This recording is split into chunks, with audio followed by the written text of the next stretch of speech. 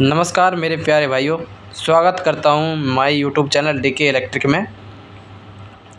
तो दोस्तों आज हम बात करेंगे जो सुकेम का इन्वर्टर होता है शार्क मॉडल में। तो अगर आपकी रिले ड्राइव में अगर प्रॉब्लम है, जैसे कि आपकी रिले आउटपुट नहीं दे रही है और चार्जिंग में कोई प्रॉब्लम हो रहा है, चार्जिंग की रिले काम नहीं कर रही है, उस केस में आपको कौन से कंपोनेंट्स चेक करने होते हैं, कौन से नहीं चेक करने होते हैं, इस बारे में इस वीडियो में हम आज चर्चा करेंगे। और ये जो सर्किट डायग्राम है इसके ज़रिए आपको समझाया जाएगा और लोकेशन सहित आपको बताया जाएगा कि कौन सी लोकेशन पर क्या चीज़ लगाई गई है और इससे अटैच है, कनेक्शन जुड़ा हुआ है, कौन सी रिले से क्या चीज़ जुड़ी हुई है। इस डायग्राम के ज़रिए आपको बताएंगे दोस्तों और समझाएंगे, और ठीक से समझाने की पूरी कोशिश करेंगे दोस्तों, ताकि आपको कोई प्रॉब्लम ना हो। ठीक है दोस्तों। तो दोस्तों वीडियो स्टार्ट करने से पहले मैं एक डाउट क्लियर करना चाहता हूं, जो कि एक भाई को है। आज उसने 2 बार कमेंट्स किया है कि सर मैंने डायग्राम समझाया था 2 दिन पहले, तो उसमें मैंने बताया था कि 7805 सुकेम साइन वेव इन्वर्टर की प्रॉब्लम थी उसमें। तो सुकेम साइन वेव इन्वर्टर की जो प्रॉब्लम थी तो उसमें 7805 लगाया गया था ना। तो वो यूँ कह रहा है कि सर आप 7812 भी भूल चुके हैं। तो दोस्तों आप बताइए, अगर 12 वोल्ट्स रिले से ऑपरेट अगर सिंगल बैटरी का एक इन्वर्टर है, उसमें आप 7805 की जगह 7812 लगा सकते हो या नहीं लगा सकते हो, ये आप कमेंट्स में बताइए ताकि वो भाई पढ़ सके। सिंगल बैटरी का इन्वर्टर है, उसमें 7805 भी लगाया जाता है, 7812 भी लगाया जाता है। ये वो लड़का बोल रहा था, बस आप उसका डाउट क्लियर कर सकते हो तो कर दीजिए। मैंने उन्हें बताया भी था कि अब सिंगल बैटरी का इन्वर्टर में 7805 लगाया जाता है, न कि 7812। हाँ, ये बात हो सकती है कि उसमें SCR डबल लगाए जा सकती हैं, न कि 7812 या 7805 एक साथ में नहीं लगाए जा सकते। सिंगल बैटरी का कार्ड में हमेशा 7805 ही लगाया जाएगा, 12 नहीं लगाया जाएगा। ठीक है दोस्तों, उस भाई का भी डाउट जो है क्लियर हो जाएगा अगर वो भाई मेरी वीडियो देख रहा है तो। दोस्तों आप देख लेना। ठीक है, वीडियो स्टार्ट करते हैं।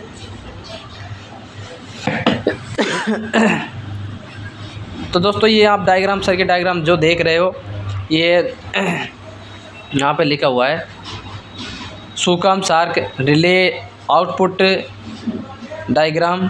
और आपकी चार्जिंग की भी प्रॉब्लम होती है, उसमें भी ये डायग्राम जो है काम करेगा। ठीक है, क्योंकि इसमें जो रिले लगाई है ये आउटपुट की, ये वाली रिले जो है आउटपुट की रिले है, और ये वाली जो रिले है वो है चार्जिंग की। ठीक है, तो ये किस प्रकार से काम करती है ये हम आपको इस वीडियो में बताने जा रहे हैं, और वीडियो को लास्ट तक ज़रूर देखिएगा दोस्तों। अगर आपने स्किप करके देखा है तो आपके समझ में नहीं आएगा। चार्जिंग की प्रॉब्लम हर किसी के बस की बात नहीं होती है इसको ठीक करना। तो दोस्तों आपको ध्यान से देखना होगा, आपको अगर समझना है और फाल्टों को ठीक ही करना है तो बढ़िया अच्छी तरह से मतलब देखिएगा, कहने का मतलब यही है। तो यहाँ पर आप देख सकते हो कि ये रिले जो है आउटपुट की रिले है। पहले यहाँ से स्टार्ट करते हैं। तो दोस्तों यहाँ पर आप देख रहे हो, यहाँ पे रिले में 2 पॉइंट कॉमन होते हैं, नीचे वाले दोनों पॉइंट एक दूसरे से जुड़े हुए होते हैं, ये कोयल के ज़रिए एक दूसरे से जुड़े हुए हैं। और बीच में जो कॉमन पॉइंट होता है, जो कि बीच में होता है एक पॉइंट, वो पॉइंट होता है हमारे आउटपुट के लिए, जो कि हमें मिलती है आउटपुट। ठीक है, आउटपुट के लिए होती है, जो कि बाहर जा रहा है आपका आउटपुट। तो दोस्तों इसके अंदर एक पत्ती लगी हुई होती है, जैसे कि इस कंडीशन में, इस केस में देखिए, ये मान लीजिए ये आपके रिले है। ठीक है, इसमें यहाँ पे हमने नीचे एक कॉइल बना के इसको कनेक्ट कर दिया, बीच में एक कॉमन पॉइंट बना दिया, ये NO हो गया और ये NC हो गया। ठीक है, नॉर्मल कनेक्शन। ठीक है, और ये हो गया आपका। ठीक है, तो ये पॉइंट अगर आपका इससे टच हो रहा है, ये पत्ती अगर इससे टच हो रही है तो ये होती है, मतलब ये यहाँ से टच होके और ये यहाँ से निकाल दिया, ये निकाल रहा OUT आउटपुट के लिए कनेक्शन जा रहा है। ठीक है, आउटपुट के लिए लाइन गई। अगर दोस्तों अगर आपका इस पर टच है पत्ती, मतलब मेन सप्लाई आ रहा है, अगर आपका मेन सप्लाई जो है आ रहा है तो आपका जो है NC पे टच होगा ये पत्ती। NC पे टच होने के बाद में आपकी जो सप्लाई होती है यहाँ पर देख सकते हो, ये जो है NC पे टच होगा। NC पे टच होने के बाद में यहाँ पर जो है इसके साथ में ये यहाँ पर लगाना भूल गया मैं, ये यहाँ से आपको मिलेगा।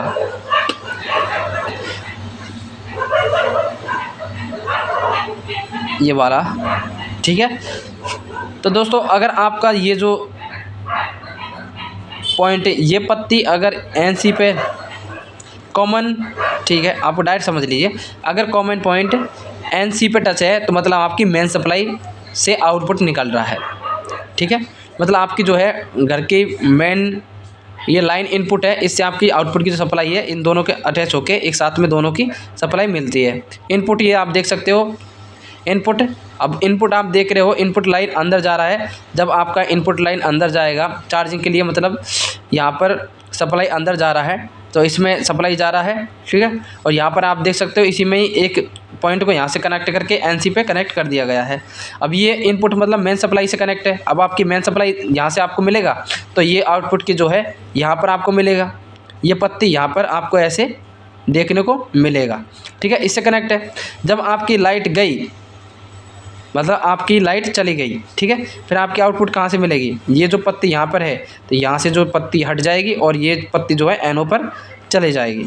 अब NO पर आपको जब मिलेगी जब आपकी बैकअप मोड पे होगा। अब बैकअप मोड पे होगा तो पहले आपका 200 वोल्ट आपको यहाँ से प्राप्त होगा, सीधा आपको मिलेगा यहाँ से आउटपुट के लिए, ठीक है। जब आपकी 200 वोल्ट यहाँ से आपको मिलेगा तो ये बैकअप मोड पर आउटपुट यहाँ से निकाल के और आपका आउटपुट ये निकाल दिया, ठीक है। जब आपने मेन दिया तो ये पत्ती यहाँ से हट जाएगी और इससे कनेक्ट हो जाएगी, यहाँ से तो हट जाएगी और इस जगह पे NO से हट के जब आपकी मेन सप्लाई आएगी, ठीक से समझिएगा, जब आपकी मेन सप्लाई यहाँ से इन होती है, मेन सप्लाई इन होती है, जब आपके इन्वर्टर में मेन सप्लाई इन होती है, ठीक है, इन होती है, तो आपकी कॉमन पॉइंट से जो पत्ती होती है वो NC पे कनेक्ट हो जाती है। NC पे कनेक्ट होने के बाद में आपका जो है आउटपुट मेन से ही मिलता है, ठीक है। मेन से आउटपुट मिलके यहाँ से डायरेक्टली जब मेन मिलती है तब भी आपकी आउटपुट मिलती है, ठीक है। जब आपकी लाइट कट जाती है, मतलब आपकी लाइट चल जाती है, जब बैकअप मोड पे आता है तो ये यहाँ पे आपका आउटपुट जब देगा तब ये पत्ती जो है NO पर चले जाती है, यहाँ से कनेक्शन को काट दिया जाता है, इस पत्ती यहाँ से हटके, और ये पत्ती जो है NO पर चले जाती है। और NO पे जब जाएगी तो ये सीधा जो है यहाँ से आपको 200 वोल्ट देखने को मिलेगा, ये यहाँ से देख के आउटपुट की सप्लाई ये बाहर निकाल देगा। इस प्रकार से ये रिले आउटपुट की काम करती है, ठीक है दोस्तों। जब आपकी ये रिले चार्जिंग पर होगी तो इसकी पत्ती को ये यहाँ पर कनेक्ट करके रखे होगा, ठीक है, यहाँ पर कनेक्ट करते, यहाँ पर कनेक्ट हो जाएगा। जब आपकी चार्जिंग कट हो जाएगी, मतलब आपकी मेन सप्लाई चली जाएगी, तब ये जो पत्ती यहाँ से हटके ये कनेक्शन को NO पे दे देगा, यहाँ से मतलब आपकी रिले ऑफ कर देगा और यहाँ से सप्लाई को कट कर देगा और ये यहाँ से आपकी बैकअप मोड पे यहाँ से चलना स्टार्ट कर देगा, ठीक है। जब आपकी यहाँ पर मेन सप्लाई दो आप देते हो तो इस मेन सप्लाई यहाँ पर आती है और यहाँ पर आने के बाद में ये यहाँ से चार्जिंग शो करता है, कॉमन पॉइंट से यहाँ से चार्जिंग शो करके ये स्टेप अप के स्टेप डाउन करके यहाँ से चार्जिंग को निकाल के और सीधा जो है आपके ट्रांसफार्मर की लाइन में इन करके यहाँ से 125 जितना भी वोल्ट निकालता है वो चार्जिंग के लिए भेज देता है, ठीक है। चार्जिंग की समय जब आपकी लाइट चले जाती है तो ये रिले को ऑफ़ कर देता है, ये रिले यहाँ से NO पे चले जाती है, NO पे जाने के बाद में यहाँ से कट हो जाता है कनेक्शन और रिले को ऑफ़ करके इसको ऑन कर दिया जाता है, ठीक है। ऑन करने के बाद में ये डायरेक्टली जो है आउटपुट के लिए 200 वोल्ट यहाँ से लेके और सीधी जो है बैकअप मोड पे निकाल देती है, ठीक है। यह आपको समझ में आ गया किस प्रकार से ये देती है, ठीक है।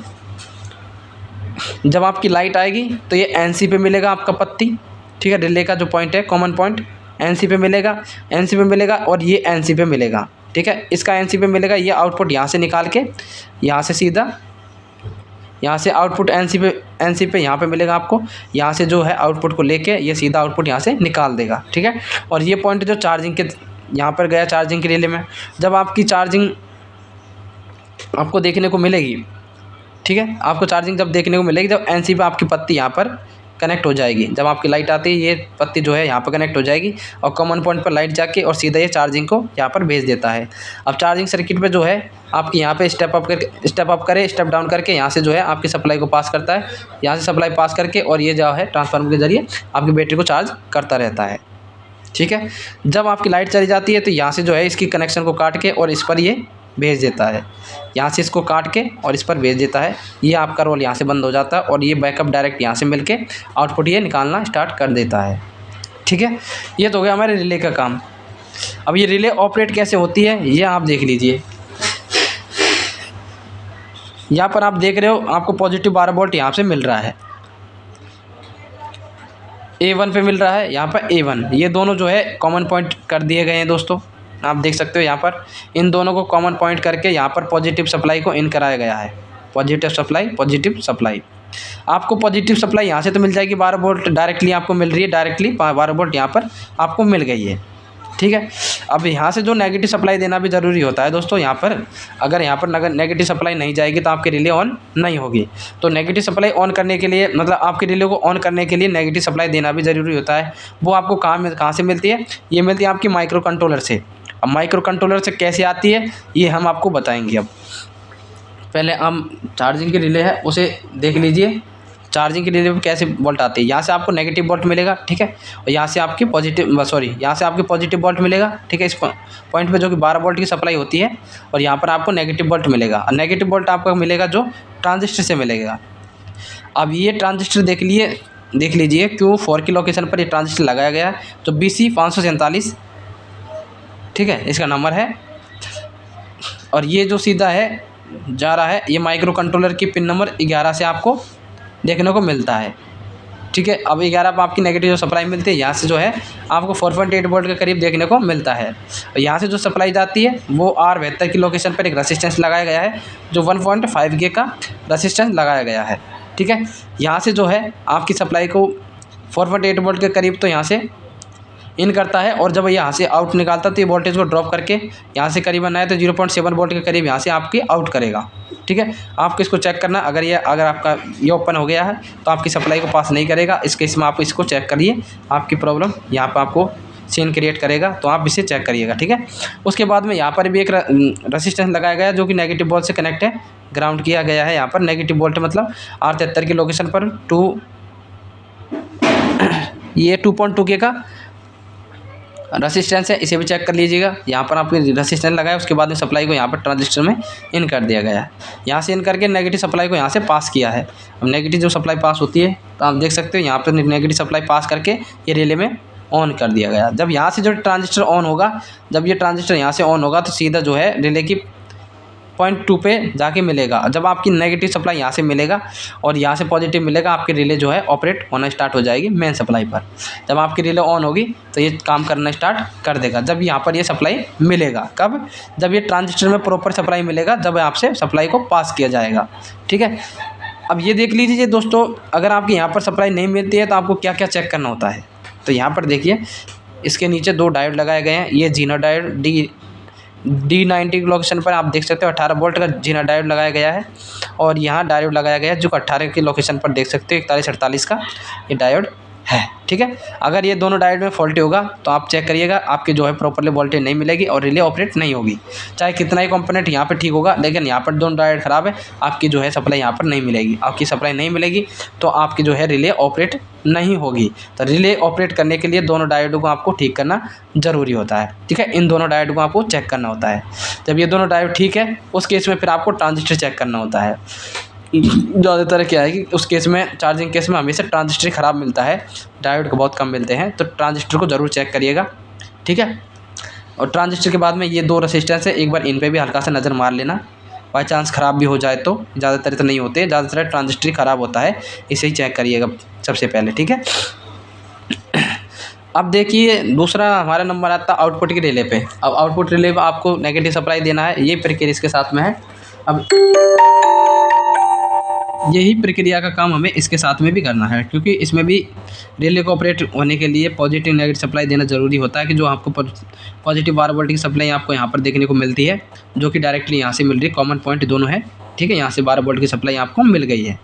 नेगेटिव सप्लाई हमने दी यहाँ से, जो कि आप देख सकते हो ये ट्रांजिस्टर लगाया क्यों 12 की लोकेशन पर, 12 की लोकेशन पर देख सकते हो BC 547 इसका नंबर है दोस्तों। तो ये जो है आप देख सकते हो माइक्रो कंट्रोलर का पिन नंबर 23 से यहाँ पर आपको मिल रहा है, जो 4.8 वोल्ट के करीब आपको यहाँ पर भी वोल्ट देखने को मिलता है। ठीक है, ये वोल्ट आपको यहाँ पर देखने को मिलता है, यहाँ पर भी देखने को मिलता है। फिर बाद में ये जो है 4.8 वोल्ट के करीब यहाँ से आपको मिलेगा, लेकिन इस रेसिस्टेंस से आपको पार मिलेगा तो यहाँ पर जो है 0.7 वोल्ट के करीब आपको मिलेगा देखने को। ठीक है, तो अगर ये वोल्ट आपको देखने को यहाँ पर नहीं मिलता है ट्रांजिस्टर के बेस पर, अगर ट्रांजिस्टर के बेस पर 0.7 वोल्ट नहीं देखने को मिलता है, उस केस में आपको ये रेसिस्टेंस और ये रेसिस्टेंस चेक करना होता है। ठीक है, R53 की लोकेशन पर एक रेसिस्टेंस लगाया गया और R67 की लोकेशन पर एक रेसिस्टेंस लगाया गया। 2.2 के का रेसिस्टेंस है, ये 1.5 के का रेसिस्टेंस है। उसके बाद में ये दोनों ख़राब होंगे। अगर ये ख़राब होगा, इन दोनों में से एक ख़राब होगा तो यहाँ पर ये सप्लाई नहीं मिलेगा। अगर आपका यहाँ पर सप्लाई मिल रहा है तो मतलब दोनों रेसिस्टेंस ठीक है आपका, आगे भरे ट्रांजिस्टर ख़राब है जो आगे सप्लाई पास नहीं कर रहा है। ठीक है, अब इसने सप्लाई को इस ट्रांजिस्टर में आपको सप्लाई मिली। ठीक है, ग्राउंड तो यहाँ से मिल ही रहा है, यहाँ से सप्लाई पास की इसने नेगेटिव, यहाँ सप्लाई करने के बाद में आपकी जो है आउटपुट की रिले में सप्लाई गई नेगेटिव, और सप्लाई जब जाने के बाद में आपका जो है ये रिले ऑन हो गया और ऑपरेट होने के बाद में ये सप्लाई देना चालू कर दिया गया है। अब यहाँ से जो आपकी सप्लाई तो चालू हो रही है, उसी प्रकार यहाँ पर भी एक 2 डायोड लगाए गए हैं। आप देख सकते हो यहाँ पर D12 की लोकेशन पर जो 4148 का ये डायोड है और ये जीनर डायोड आप देख सकते हो। D11 की लोकेशन पर 18 वोल्ट का ये जीनर है। ठीक है, इन दोनों डायोड को चेक करना है। आपका अगर प्रॉब्लम करता है उस केस में आपको इसको चेक करना है, उसके बाद में आपकी प्रॉब्लम सॉल्व हो जाएगी। ठीक है, प्रॉपरली आपका चार्जिंग जो है करना स्टार्ट कर देगा और आउटपुट देना स्टार्ट कर देगा। ड्राइव और रिले की जो ड्राइव है उसमें भी प्रॉब्लम कभी नहीं आपको देखने को मिलेगी। दोस्तों आशा करता हूँ कि मैंने इस वीडियो को पूरा ठीक से समझाने की पूरी कोशिश करी होगी। अगर दोस्तों इतनी मेहनत की है, अगर आपको वीडियो थोड़ा सा भी अच्छा लगे तो लाइक करना, और चैनल पर अगर आप नए हो तो चैनल को दोस्तों मेरे चैनल को सब्सक्राइब जरूर करिएगा। अगर स्क्रीनशॉट लेना चाहते हो तो बेशक आप ले सकते हो दोस्तों। ठीक है दोस्तों, जय हिंद, जय भारत।